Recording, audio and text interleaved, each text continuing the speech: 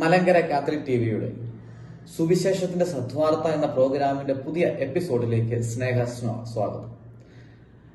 നമ്മൾ ഉയർപ്പിന് ശേഷമുള്ള രണ്ടാം ഞായറാഴ്ചയുടെ തിരുവചന ഭാഗങ്ങൾ ധ്യാനിക്കുകയാണ്. ഈ വചനഭാഗത്ത് പ്രത്യേകമായി നമ്മൾ സുവിശേഷത്തിന് ശേഷം ആലപിക്കുന്ന ഗീതത്തിൽ ധ്യാനിക്കുന്നത് പോലെ ശിമയോൻ പത്രോസിനെ പ്രത്യേകമായി സുവിശേഷത്തിന്റെ ദൗത്യം ഏൽപ്പിക്കുന്നതാണ് സുവിശേഷ ഭാഗം. വിശുദ്ധ യോഹന്നാൻ ശ്ലീഹായുടെ സുവിശേഷം 21 അധ്യായം 1 മുതൽ 14 വരെയുള്ള തിരുവചന ഭാഗങ്ങളാണ് ഈ ആഴ്ചത്തെ സുവിശേഷ വായന. നമ്മൾ ഇപ്രകാരം ആ വചനഭാഗം വായിക്കുകയാണ്. ഇതിനുശേഷം യേശു തിബേരിയസ് കടൽ തീരത്ത് വെച്ച് ശിഷ്യന്മാർക്ക് വീണ്ടും തന്നെ വെളിപ്പെടുത്തി. അവൻ വെളിപ്പെടുത്തിയത് ഇപ്രകാരമാണ്: ശിമയോൻ പത്രോസ്, ദിദിമോസ് എന്ന് വിളിക്കപ്പെടുന്ന തോമസ്, ഗലീലിയിലെ കാനായിൽ നിന്നുള്ള നഥാനിയേൽ, സെബദിയുടെ പുത്രന്മാർ എന്നിവരും വേറെ 2 ശിഷ്യന്മാരും ഒരുമിച്ചിരിക്കുകയായിരുന്നു. ശിമയോൻ പത്രോസ് പറഞ്ഞു, ഞാൻ മീൻ പിടിക്കാൻ പോവുകയാണ്. അവർ പറഞ്ഞു, ഞങ്ങൾ നിന്നോടുകൂടെ വരും. അവർ പോയി വള്ളത്തിൽ കയറി. എന്നാൽ ആ രാത്രിയിൽ അവർക്ക് ഒന്നും കിട്ടിയില്ല. ഉഷസ്സായപ്പോൾ യേശു കടൽക്കരയിൽ വന്നു നിന്നു. എന്നാൽ അത് യേശു ആണെന്ന് അവർ തിരിച്ചറിഞ്ഞില്ല. യേശു അവരോട് ചോദിച്ചു, കുഞ്ഞുങ്ങളെ, നിങ്ങളുടെ അടുക്കൽ മീൻ വല്ലതുമുണ്ടോ? ഇല്ല എന്ന് അവർ ഉത്തരം പറഞ്ഞു. അവൻ പറഞ്ഞു, വള്ളത്തിന്റെ വലതുവശത്ത് വലയിടുക, അപ്പോൾ നിങ്ങൾക്ക് കിട്ടും. അവർ വലയിട്ടു. അപ്പോൾ വലയിൽ അകപ്പെട്ട മത്സ്യത്തിന്റെ ആധിക്യ നിമിത്തം അത് വലിച്ചു കയറ്റാൻ അവർക്ക് കഴിഞ്ഞില്ല. യേശു സ്നേഹിച്ചിരുന്ന ശിഷ്യൻ പത്രോസിനോട് പറഞ്ഞു, അത് കർത്താവാണ്. അത് കർത്താവാണെന്ന് കേട്ടപ്പോൾ ശിമയോൻ പത്രോസ് താൻ നഗ്നനായിരുന്നത് കൊണ്ട് പുറംകുപ്പായം എടുത്തു ധരിച്ച് കടലിലേക്ക് ചാടി. എന്നാൽ മറ്റു ശിഷ്യന്മാർ മീൻ നിറഞ്ഞ വലയും വലിച്ചുകൊണ്ട് വള്ളത്തിൽ തന്നെ വന്നു. അവർ കരയിൽ നിന്ന് ഏകദേശം 200 മുഴത്തിലധികം അകലെയല്ലായിരുന്നു. കരയ്ക്കിറങ്ങിയപ്പോൾ തീ കൂട്ടിയിരിക്കുന്നതും അതിൽ മീൻ വച്ചിരിക്കുന്നതും അപ്പവും അവർ കണ്ടു. യേശു പറഞ്ഞു, നിങ്ങൾ ഇപ്പോൾ പിടിച്ച മത്സ്യത്തിൽ കുറെ കൊണ്ടുവരുവിൻ. ഉടൻ തന്നെ ശിമയോൻ പത്രോസ് വള്ളത്തിൽ കയറി വലിയ മത്സ്യങ്ങൾ കൊണ്ട് നിറഞ്ഞ വല വലിച്ചു കരയ്ക്ക് കയറ്റി. അതിൽ 153 മത്സ്യങ്ങളുണ്ടായിരുന്നു. ഇത്രയധികം ഉണ്ടായിരുന്നിട്ടും വല കീറിയില്ല. യേശു പറഞ്ഞു, വന്ന് പ്രാതൽ കഴിക്കുവിൻ. ശിഷ്യന്മാരിൽ ആരും അവനോട് നീ ആരാണ് എന്ന് ചോദിക്കാൻ മുതിർന്നില്ല. അത് കർത്താവാണെന്ന് അവർ അറിഞ്ഞിരുന്നു. യേശു വന്ന് അപ്പമെടുത്ത് അവർക്ക് കൊടുത്തു. അതുപോലെ തന്നെ മത്സ്യവും. യേശു മരിച്ചവരിൽ നിന്ന് ഉയർപ്പിക്കപ്പെട്ട ശേഷം ശിഷ്യന്മാർക്ക് പ്രത്യക്ഷപ്പെടുന്നത് ഇത് 3-ാം പ്രാവശ്യമാണ്. യേശു ശിഷ്യന്മാർക്ക് 3-ാം പ്രാവശ്യം പ്രത്യക്ഷപ്പെടുന്ന വേദഭാഗമാണ് നമ്മൾ ധ്യാനിക്കുന്നത്. ഇതിനുശേഷം, അതായത് യേശുവിന്റെ ഉത്ഥാനത്തിന് ശേഷമുള്ള 2 പ്രത്യക്ഷീകരണത്തിന് ശേഷം തിബേരിയസ് കടൽ തീരത്ത് വെച്ച് യേശു ശിമയോൻ പത്രോസിനും കൂടെ ഉണ്ടായിരുന്ന 6 പേർക്കും പ്രത്യക്ഷപ്പെടുന്നു. തിബേരിയസ് കടൽ തീരം അത് സമാന്തര സുവിശേഷങ്ങളിൽ പറയുന്ന ഗലീലി കടൽ തീരം തന്നെയാണ്. വിശുദ്ധ മത്തായിയും മർക്കോസും ലൂക്കോസും വിശേഷിപ്പിക്കുന്ന ഗലീലി കടൽ തീരത്തിന് യോഹന്നാൻ ശ്ലീഹ തന്റെ സുവിശേഷത്തിന്റെ അനുവാചകർക്ക് മനസ്സിലാവുന്ന ഭാഷയിൽ തിബേരിയസ് കടൽ തീരം എന്ന പേരിൽ നിർദ്ദേശിക്കുകയാണ്. കാരണം യോഹന്നാൻ ശ്ലീഹ സുവിശേഷം വായിക്കുന്നവർക്ക് ഗലീലി എന്ന പേരിനേക്കാൾ അല്പം കൂടെ പരിചിതമായ നാമം തിബേരിയസ് കടൽ തീരമാണ്. ഈ ഒരു കടൽ തീരത്തിന്റെ പശ്ചാത്തലത്തിൽ ഇപ്രകാരം സുവിശേഷം എഴുതപ്പെടാൻ കാരണം, യേശു മഗ്ദലന മറിയത്തോട് പറയുന്നുണ്ട്, നീ ചെന്ന് എന്റെ ശിഷ്യന്മാരോട് പറയണം, ഞാൻ ഗലീലിയിലേക്ക് പോവുകയാണ്, അവിടെ വെച്ച് നിങ്ങൾ എന്നെ കാണുമെന്ന്. ഇപ്രകാരം ഗലീലിയിലായിരിക്കുമ്പോൾ, അതായത് തിബേരിയസിലായിരിക്കുമ്പോൾ, ശിമയോൻ പത്രോസും കൂടെ ഉണ്ടായിരുന്ന 6 പേരും കൂടെ മത്സ്യബന്ധനത്തിനായി പോവുകയാണ്. അതായത് സഭാപിതാക്കന്മാരുടെ ഭാഷ്യത്തിൽ അവർ ഉപേക്ഷിച്ച് കളഞ്ഞ് യോഹന്നാൻ ശ്ലീഹായുടെ സുവിശേഷം 1-ാം അധ്യായത്തിലും ലൂക്കോസിന്റെ സുവിശേഷം 4-ാം അധ്യായത്തിലും വിവരിക്കുന്ന പ്രകാരം യേശു ഏത് ജോലിയിൽ നിന്നാണോ അവരെ വിളിച്ച് സുവിശേഷത്തിന്റെ ദൗത്യം ഏൽപ്പിച്ചത്, അതേ ജോലിയിലേക്ക് അവർ മടങ്ങിപ്പോവുകയാണ്. ഇതേ ഭാഗം തന്നെ ലൂക്കോസ് സുവിശേഷകന്റെ സുവിശേഷം 4-ാം അധ്യായത്തിൽ നമ്മൾ വായിക്കുന്നു. ആ ഭാഗം തന്നെയാണ് യോഹന്നാൻ ശ്ലീഹായുടെ സുവിശേഷം ഉത്ഥാനത്തിന് ശേഷമുള്ള യേശുവിന്റെ പ്രത്യക്ഷീകരണമായി യോഹന്നാൻ ശ്ലീഹ വിവരിക്കുക. ഇപ്രകാരം 6-7 ശിഷ്യന്മാർ പത്രോസിനോടൊപ്പം പോകുന്നു.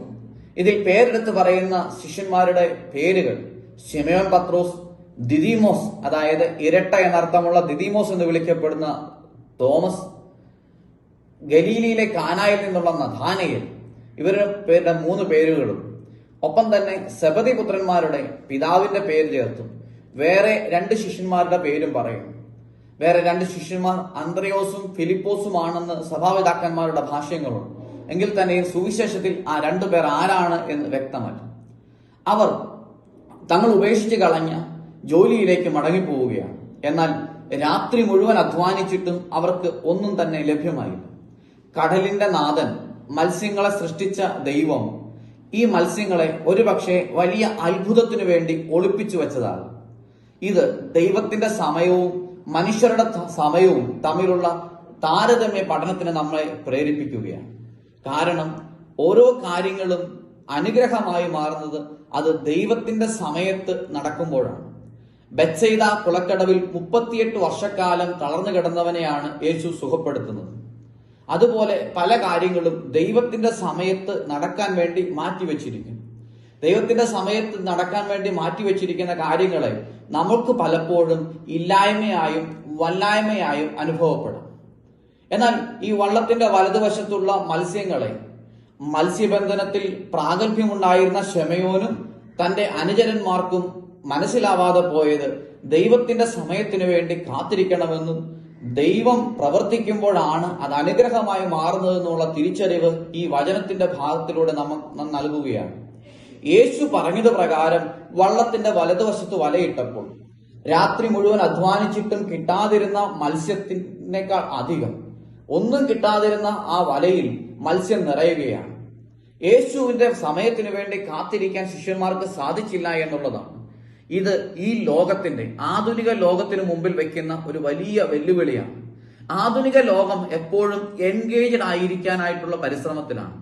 എന്തെങ്കിലുമൊക്കെ കാര്യങ്ങൾ ചെയ്യണം, എപ്പോഴും പ്രവർത്തന നിരതരായിരിക്കണം, ദൈവത്തിന്റെ സമയത്തിന് വേണ്ടി കാത്തിരിക്കാതെ പ്രാർത്ഥിക്കുമ്പോൾ ഉടനടി ഉത്തരം കിട്ടണം, ATM-ൽ കാർഡിട്ട് നമ്പർ ടൈപ്പ് ചെയ്താൽ ഉടൻ തന്നെ പൈസ കിട്ടണം എന്നതുപോലെ പ്രാർത്ഥിക്കുമ്പോൾ ഉടനടി ഉത്തരം കിട്ടണം, എല്ലാ കാര്യങ്ങളും ഓട്ടോമാറ്റിക് മെഷീൻ ചെയ്യുന്നത് പോലെ അതിന്റെ ഉത്തരങ്ങൾ ലഭിക്കണം എന്ന് വാശി പിടിക്കുന്ന ആധുനിക ലോകത്തിന് മുമ്പിൽ ഈ സുവിശേഷ ഭാഗം വെക്കുന്ന ആദ്യത്തെ പാഠം ഇതാണ്: ദൈവത്തിന്റെ സമയത്തിനു വേണ്ടി കാത്തിരിക്കാൻ തയ്യാറാവണം. ഇപ്രകാരം കാത്തിരിക്കാൻ തയ്യാറാവാതിരുന്ന പത്രോസിനും 6 ശിഷ്യന്മാർക്കും അവരുടെ അധ്വാനം രാത്രി മുഴുവൻ ഉണ്ടായിട്ടും വ്യഥാവിലായതല്ലാതെ അവർക്ക് അധ്വാനത്തിന് ഫലമുണ്ടായില്ല. എന്നാൽ ഉഷസ്സായപ്പോൾ കടൽക്കരയിൽ വന്നു നിന്ന തമ്പുരാൻ അവരെ വിളിച്ചു ചോദിക്കുകയാണ്, നിങ്ങൾക്ക് മീൻ വല്ലതുമുണ്ടോ? ഇല്ല എന്ന് മറുപടി പറയുമ്പോൾ വള്ളത്തിന്റെ വലതുവശത്തേക്ക് നീക്കി വലയെറിയാൻ പറയുന്നു. കർത്താവിന്റെ വാക്ക് കേട്ട് അവർ വലയിടുമ്പോൾ വലയിൽ നിറയുന്ന മത്സ്യങ്ങളുടെ ആധിക്യം നിമിത്തം വല വലിച്ചു കയറ്റാൻ പോലും ആവാതെ അത്രമാത്രം അവരുടെ അധ്വാനം ഫലസമൃദ്ധമാവുകയാണ്. വിതക്കാരൻ നല്ല നിലത്ത് വിതച്ച വിത്ത് 30, 60, 100 മേനി ഫലം കൊണ്ടതുപോലെ കർത്താവിന്റെ വാക്ക് കേട്ട് വലയിട്ടപ്പോൾ ആ വലയിൽ മത്സ്യത്തിന്റെ ആധിക്യം നിറയുകയാണ്. ഇത് ഒന്നാമത്തെ പാഠമാണ്. രണ്ടാമതായി ഇന്നത്തെ സുവിശേഷം നൽകുന്ന പാഠം, യേശു ശിഷ്യന്മാർക്ക് പ്രത്യക്ഷപ്പെടുമ്പോൾ യേശുവിനെ അവർക്ക് മനസ്സിലാവുന്നില്ല. യേശുവിനെ അവർക്ക് മനസ്സിലാവാതെ വരുമ്പോൾ യേശു നൽകുന്ന ഒരു അടയാളമാണ് കനലിന് മുമ്പിൽ മത്സ്യം വെച്ചിരിക്കുക. കനലിന് മുകളിൽ മത്സ്യം വെച്ചിരിക്കുക. ആദിമ ക്രൈസ്തവ സമൂഹം ക്രിസ്തുവിന്റെ അടയാളമായി വെച്ചിരുന്ന ഒരു അടയാളമാണ് മത്സ്യം. അത് ഗ്രീക്കിൽ ഇക്തിക്സ് എന്ന വാക്ക് മത്സ്യത്തെ സൂചിപ്പിക്കുന്നു. ഈ ഇക്തിക്സ് എന്ന വാക്ക് ക്രിസ്തുവിന്റെ പര്യായമായും ഉപയോഗിക്കാറുണ്ട്. ഈ ഒരു പാരമ്പര്യത്തിൽ നിന്ന്, ഈ ഗ്രീക്ക് പാരമ്പര്യത്തിൽ നിന്നാണ് ഇക്തിസ് എന്ന വാക്ക് മത്സ്യത്തെ സൂചിപ്പിക്കുന്നു. അത് ക്രിസ്തുവിന്റെ പര്യായമായും ഉപയോഗിക്കുന്നു. ഈ ഒരു പാരമ്പര്യത്തിൽ നിന്നാണ് ക്രിസ്തുവിന് മത്സ്യത്തിന്റെ ഒരു സാദൃശ്യം, മത്സ്യത്തിനോട് ഉപമിപ്പിച്ചുകൊണ്ട് ക്രിസ്തുവിനെ വിശേഷിപ്പിക്കുക. ക്രിസ്ത്യാനികളുടെ രഹസ്യ അടയാളമായും കോഡായും ഒക്കെ മത്സ്യത്തിന്റെ ചിഹ്നം ഉപയോഗിച്ചിരുന്നു. ഈ സുവിശേഷ ഭാഗത്തു നിന്നാണ് അതിന്റെ അർത്ഥം കിട്ടുക. ഈ കനലിന് മുകളിൽ മത്സ്യം വെച്ചിരിക്കുക. ഒരിക്കൽ ഒരു കനൽ ചൂടിൽ യേശുവിനെ തള്ളിപ്പറഞ്ഞ പത്രോസ്ലീഹായെ വീണ്ടും തിബേരിയസിൽ മറ്റൊരു കനലിന്റെ അടുക്കലേക്ക് യേശു കൊണ്ടുവരികയാണ്. കനലിന്റെ അടുക്കലേക്ക് യേശു കൊണ്ടുവന്നിട്ട് പത്രോസിനോട് ചോദിക്കുന്ന ചോദ്യം ഇതാണ്: നീ എന്നെ സ്നേഹിക്കുന്നു? 3 ആവർത്തി യേശു ചോദിക്കുന്നു. കയ്യാപ്പാസിന്റെ അരമനയിൽ വെച്ചും ഹെറോദോസിന്റെ അരമനയിൽ വെച്ചും കനലിന്റെ ചൂടിൽ, തീയുടെ ചൂടിൽ നിന്നുകൊണ്ട് യേശുവിനെ തള്ളി പറഞ്ഞ പത്രോസിനോട് ചോദിക്കുകയാണ്, നീ എന്നെ സ്നേഹിക്കുമെന്ന് പറയും. തിബേരിയസിൽ വീണ്ടും ഒരു തീക്കുന, അതിൽ ഒരു തീ ഒരുക്കി വെച്ച്, കനലൊരുക്കി വെച്ച് പത്രോസിനെ പശ്ചാത്താപത്തിലേക്ക് നയിക്കുകയാണ് യേശു. രണ്ടാമതായി ഈ കനലിന് മുകളിൽ വെച്ചിരിക്കുന്ന മത്സ്യം സൂചിപ്പിക്കുക ഇവർക്കുള്ള, അപ്പോസ്തലന്മാർക്കുള്ള ദൗത്യത്തെയാണ്. സുവിശേഷം പ്രസംഗിക്കാനായിട്ട് പോകുമ്പോൾ അനുഭവിക്കേണ്ടി വരുന്ന രക്തസാക്ഷിത്വവും പീഡാസഹനത്തെയും ഒക്കെ സൂചിപ്പിക്കാൻ വേണ്ടി കനലിന് മുകളിൽ വെച്ച മത്സ്യത്തെ സൂചിപ്പിക്കുന്നു എന്ന് സഭാപിതാക്കന്മാരുടെ വ്യാഖ്യാനം. മൂന്നാമതായി ഈ കനലിന് മുകളിൽ വെച്ചിരിക്കുന്ന മത്സ്യം അത് ക്രിസ്തുവിനെ തന്നെ സൂചിപ്പിക്കുകയാണ്. ഇപ്രകാരം ക്രിസ്തുവിനെ തന്നെ സൂചിപ്പിക്കുന്ന കനലിന് മുകളിൽ വെച്ചിരിക്കുന്ന മത്സ്യം അത് ആദ്യം പത്രോസിനെ പശ്ചാത്താപത്തിലേക്കും, രണ്ടാമതായി അപ്പോസ്തല സമൂഹത്തെ തങ്ങൾ ഏൽക്കേണ്ടി വരുന്ന പീഡാസഹനങ്ങളെ കുറിച്ചും തങ്ങളുടെ ദൗത്യത്തെയും സൂചിപ്പിക്കുകയാണ്. അപ്പോൾ ഈ മൂന്നാമത്തെ പ്രത്യക്ഷീകരണത്തിൽ ഈ പത്രോസിനെ മാനസാന്തരത്തിലേക്ക് നയിക്കുകയും അപ്പോസ്തലന്മാരെ തങ്ങളുടെ ദൗത്യം ഏൽപ്പിക്കുകയും ചെയ്യുന്നതാണ് ഇന്നത്തെ വേദഭാഗത്തിന്റെ രണ്ടാമത്തെ അർത്ഥം. മൂന്നാമതായി യേശു ശിഷ്യന്മാർക്ക് പ്രത്യക്ഷപ്പെട്ടിട്ടുണ്ട് അവർക്ക് വിശുദ്ധ കുർബാനയുടെ അടയാളം എന്ന വണ്ണം അപ്പവും മത്സ്യവും നൽകുകയാണ്. അപ്പവും മത്സ്യവും നൽകുന്നത് വിശുദ്ധ കുർബാനയുടെ അടയാളമാണെന്ന് സഭാപിതാക്കന്മാർ വ്യാഖ്യാനിക്കുന്നു. നാലാമതായി ഇന്നത്തെ സുവിശേഷത്തിൽ അത് കർത്താവാണെന്ന് തിരിച്ചറിഞ്ഞപ്പോൾ പുറങ്കുപ്പാൻ, താൻ നഗ്നനായിരുന്നത് കൊണ്ട് പുറങ്കുപ്പായം എടുത്തു ധരിച്ച് കടലിലേക്ക് ചാടുന്ന പത്രോസ്ലീഹ മാമോദീസ സ്വീകരിക്കുന്നതിന്റെ അടയാളമായി സൂചിപ്പിക്കുന്നു. ഇത് ആദിമ മാതാപിതാക്കൾ തങ്ങൾ നഗ്നരായിരുന്നത് കൊണ്ട് വൃക്ഷങ്ങൾക്കിടയിൽ ഒളിച്ചിരിക്കുകയും അവർ ഇലകൾ കൊണ്ട് വസ്ത്രം നെയ്യുകയും ചെയ്തു. ആ ഇലകൾ കൊണ്ട് നെയ്ത വസ്ത്രത്തിനു പകരം തോലുകൊണ്ടുള്ള വസ്ത്രം ധരിപ്പിച്ച് അവരെ തങ്ങളുടെ നവജീവന്റെ സുവിശേഷം ഏൽപ്പിച്ച ഉൽപ്പത്തിയുടെ പുസ്തകം 3-ാം അധ്യായത്തിന്റെ പ്രതീകമായി വീണ്ടും ഇവിടെ താൻ നഗ്നനായിരുന്നത് കൊണ്ട്, പാപിയായിരുന്നത് കൊണ്ട് അവൻ വസ്ത്രം ധരിച്ച് കടലിലേക്ക് ചാടി എന്ന് പറയുന്നു. നഗ്നത എപ്പോഴും പാപത്തിന്റെ പ്രതീകമാണ്. ആ നഗ്നതയിൽ നിന്ന് പത്രോസ് മാറി മാമോദീസ സ്വീകരിക്കുന്നതിന്റെ അടയാളമായി വസ്ത്രം ധരിച്ച് കടലിലേക്ക് ചാടി യേശുവിന്റെ അടുക്കിലേക്ക് എത്തുകയാണ്. ലൂക്കോസ് സുവിശേഷകന്റെ സുവിശേഷത്തിൽ ഇതേ ഭാഗം പ്രതിപാദിക്കുമ്പോൾ ഇപ്രകാരം പറയുന്നുണ്ട്. പത്രോസിന്റെ വാക്കുകളായി കർത്താവാണെന്ന് തിരിച്ചറിയുമ്പോൾ പത്രോസ് പറയുന്നു, കർത്താവെ, ഞാൻ പാപിയാണ്, എന്നിൽ നിന്ന് അകന്നു പോകണം. അതിന്റെ പ്രതീകമായി യോഹന്നാൻ വരച്ചു വെക്കുന്നത് ഇപ്രകാരമാണ്, താൻ നഗ്നനായിരുന്നത് കൊണ്ട് വസ്ത്രം ധരിച്ച് കടലിലേക്ക് ചാടി. ഇത് ആദിമ ക്രൈസ്തവ സമൂഹത്തിന്റെ മാമോദീസായി സൂചിപ്പിക്കുന്നു.